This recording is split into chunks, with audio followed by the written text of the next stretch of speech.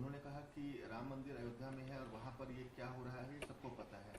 चंपत राय क्या कर रहे हैं ये सबकी जानकारी है। दीपेंद्र मिश्रा जो प्रिंसिपल सेक्रेटरी रहे हैं उनके द्वारा भी यहाँ पर इस तरह की कार्रवाई की गई है। 70 किलो चांदी, 1250 जो सोना है वो और 200 करोड़ रुपए की चोरी। आखिर हो क्या रहा है? महुआ मोइत्रा को बोलिए कि मैडम दिमाग टीएमसी पे लगाइए, वहाँ क्या हो रहा है।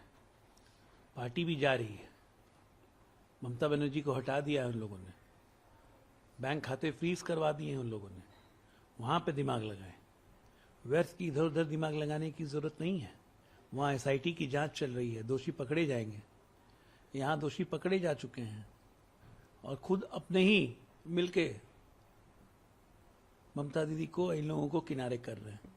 ये पागलपन और बदहवासी का समय नहीं है। थोड़ा दिमाग लगा के, नहीं तो कुछ नहीं बचेगा। इसने आज 8 और जो नेता है उन्हें पार्टी से निकाला है। उनके ऊपर ये कार्रवाई की गई है कि वो पार्टी विरोधी गतिविधियों में शामिल थे, जिसमें ममता बनर्जी के करीबी फिरहाद हाकिम भी शामिल हैं, जो कभी भाई अब तो सवाल ये उठता है कि तृणमूल कांग्रेस है कौन?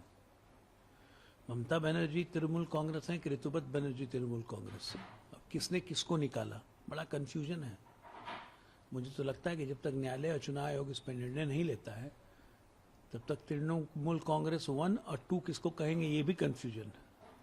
सर, घने आज नीट मामले में बोला है कि जो राहुल गांधी हैं वो बच्चे के मन में भय पैदा कर रहे हैं। धर्मेंद्र प्रधान ने ये भी बोला है कि अगले साल से कंप्यूटर बेस्ड जो एग्जाम है वो होंगे और जो पेपर माफिया हैं उन पर गहरी कार्रवाई की जाएगी। राहुल गांधी को सवाल पूछने का हक है, लेकिन बच्चों के मन में भय पैदा करने का हक नहीं है।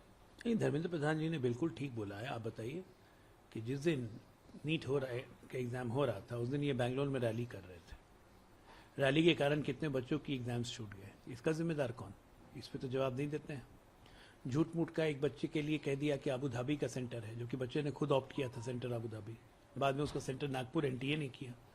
तो अराजकता और भय का माहौल यही पैदा करने का काम कर रहे हैं कि कैओस फैले देश में।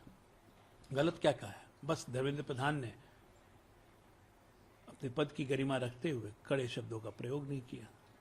ये भी बोला है कि जो रक्षक थे वही भक्षक बन गए। धर्मेंद्र प्रधान ने जो पेपर लीक मामले हैं उसमें अपनी जिम्मेदारी ली है और ये भी कहा है कि जिन बच्चों ने आत्महत्या की उसकी भी जिम्मेदारी वो लेते हैं, लेकिन जिन टीचरों को क्वेश्चन पेपर सेट करने की जिम्मेदारी दी गई थी वही कहीं ना कहीं लीक में शामिल हुए और ऐसे सभी लोगों के खिलाफ कड़ी कार्रवाई होगी और इस पूरी घटना की उन्होंने जिम्मेदारी भी ली है। देखिए, सरकार में है तो जिम्मेदारी हमारी है और वही धर्मेंद्र जी ने किया, लेकिन सच्चाई ये है कि जिन टीचरों ने ये काम किया है उन्हें तो कड़ी से कड़ी सजा मिलेगी। एक नज़ीर बननी चाहिए ताकि भविष्य में कोई ऐसा काम नहीं कर सके, क्योंकि एग्जाम तो आगे भी होने हैं और परीक्षा के पत्र टीचर ही सेट करेंगे।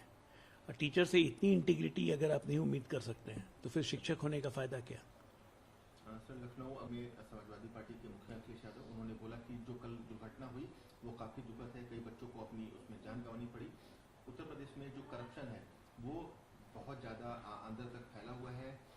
सरकार के इशारों पर ही भ्रष्टाचार की नींव पर बिल्डिंगों का निर्माण हो रहा है, जिसका परिणाम है कि बच्चों की जाने जा रही है। 14 साल पहले ये कोचिंग खुली थी, किससे परमिशन दिया? 14 साल पहले क्या भाजपा की सरकार थी? अखिलेश बाबू आप ही मुख्यमंत्री थे। प्रदेश में जितने भी ये सब चीज संचालित हो रहे हैं आंख मूंदे हुए थे।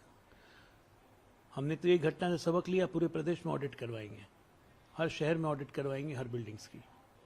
ज्ञान वहीं देना चाहिए जहां ज्ञान की जरूरत हो, और ज्ञान देने के पहले शीशा जरूर देखना चाहिए।